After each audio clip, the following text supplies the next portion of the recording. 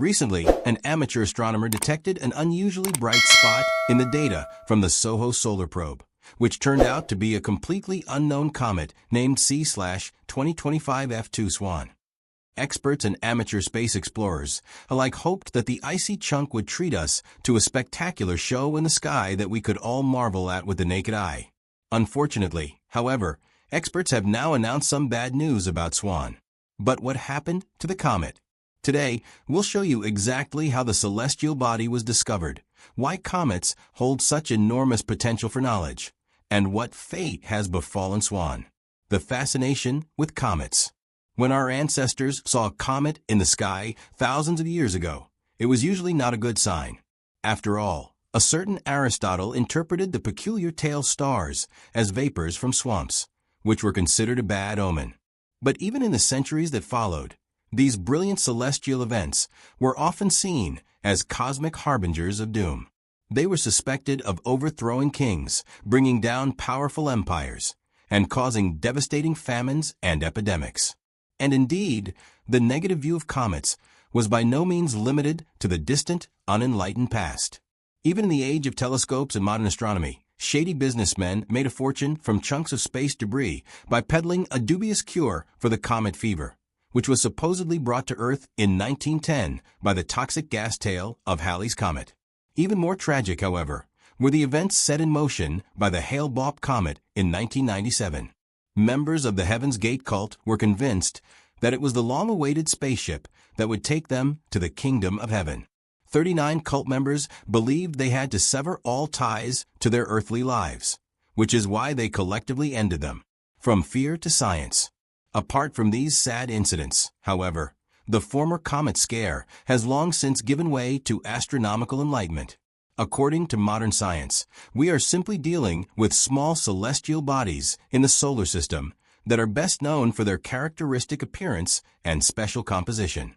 And although comets resemble asteroids with their rocky surfaces and sizes of up to a few dozen kilometers, they consist mainly of water ice, dust, and frozen gases. Unlike asteroids, comets are mainly found in the outer solar system, where they swarm in large numbers far away from the planets and the sun, in the Kuiper Belt and the Oort cloud. Basically, these frosty chunks travel through space on highly elliptical orbits, which means that they usually move slowly and far away from our central star. However, in the inner part of their orbit, comets come very close to the sun for a short time and pass it at high speed. As long as these celestial bodies remain in the regions of the outer planets or at a great distance from the sun, their weakly reflective surfaces make them some of the darkest objects in our home system. However, as soon as they enter the region of the inner planets, this characteristic is dramatically reversed. The sun's rays cause the gases bound in the comet to evaporate, creating a diffused shell of gas and dust around the nucleus, which experts refer to as the coma. At the same time, the comet also acquires what makes it a comet in the eyes of the general public. When the coma is blown away by the solar wind, it forms a tail pointing away from the sun, which can be several million kilometers long and shines brightly in the reflected light of our parent star. How Swan was discovered. However, comets are not only the focus of astronomical interest because of their breathtaking light shows, but above all because they are considered to be the oldest, largely unchanged remnants of the solar system. In fact, these objects date back to around 4.5 billion years ago, when our home system emerged from a colossal dust disk. So, we're dealing with tangible relics of the first matter of our cosmic home. But that's not all. Some scientists believe that comets may have been responsible for turning Earth into the water-rich, life-friendly planet it is today.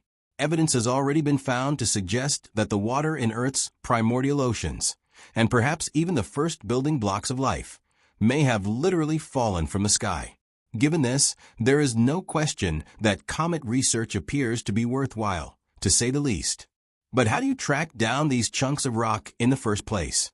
Well, comets are usually detected by professional surveys in which automatic systems scan the sky for moving objects. However, amateur space researchers have also proven to be successful comet hunters.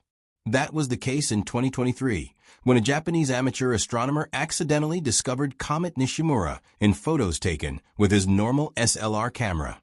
The discovery of Comet C/2025 F2 Swan was also not made by a professional scientist, but by Australian amateur astronomer Michael Matiazzo, who had been examining publicly available data from the Solar and Heliospheric Observatory, SOHO, at the end of March.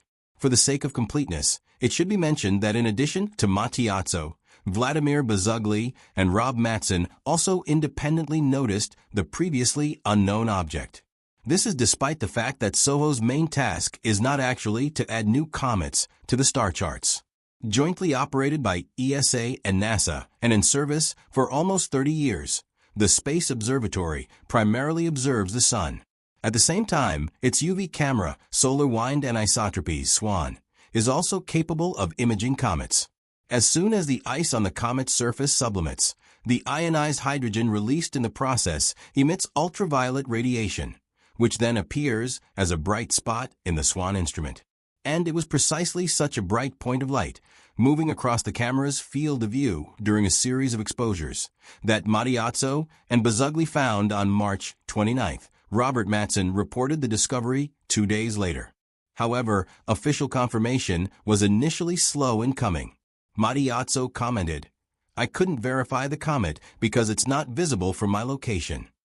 Fortunately, comet hunters are a close-knit and resourceful community. After the discovery had made the rounds among other amateur astronomers, it didn't take long before the first images of the object taken from Earth were published. Analysis of observatory images then showed that SWAN had actually crept into our field of vision much earlier. After all, it was already visible in images taken by ZTF Pan-STARRS and the Cerro Tololo Inter-American Observatory, some of which dated back to September 2024. A brief comet delight. Edmund Halley, who discovered and named Halley's Comet, was convinced over 300 years ago that a chunk of sky had even made it into the Bible. According to the English polymath, the Star of Bethlehem was nothing more than a comet. Based on what we know today, Halley was wrong in his assessment, but the fascination with comets remains. This is especially true for those objects that are officially classified as great comets. Unfortunately, there is no generally accepted definition that determines when a celestial body qualifies as such. However, the rule of thumb is that this is the case when the comet is visible to even an inexperienced observer in the night sky. To do so, the comet must reach an apparent brightness equivalent to that of the 22 brightest stars, or a value of 1.5 magnitude. This includes Halley's Comet, which has been visiting us every 74 to 79 years since 240 BC. In the more recent past, an object called Ikea made headlines when it broke into 2 pieces in October 1965 and became the brightest comet of the 20th century with an apparent brightness of -10 magnitude. Hale-Bopp, briefly mentioned earlier, is considered the most observed and photographed comet of the 20th century. With its 2 tails, it was visible to the naked eye for a full 18 months, longer than any other comet. What happened to SWAN? But what is the situation with SWAN? Will this chunk of ice treat us to a similarly dazzling spectacle in the sky? Unfortunately, it doesn't look like it. But let's take it one step at a time.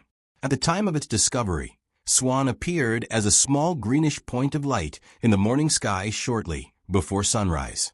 However, it was not visible to the naked eye, but only with the aid of binoculars or a small telescope. With the necessary equipment, the greenish gas envelope and the faint tail of the comet could be clearly seen in the constellation Pegasus.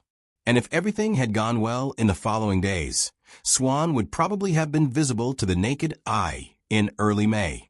But unfortunately, the behavior of comets is very difficult to predict. Experts had expected SWAN to make its closest approach to the Sun on May 1st, but we can never know in advance whether a chunk of ice will survive such an encounter unscathed. And, unfortunately, SWAN apparently did not succeed in doing so. Observers recently reported in an astronomy forum that they can no longer see the comet's long tail. Its brightness is also not increasing any further, which unfortunately means that SWAN appears to be disintegrating. The chance of admiring the comet in the sky with the naked eye, it may seem to have vanished, which is a shame, to say the least. The fact that the comet could be observed with binoculars and telescopes was an absolutely unique event.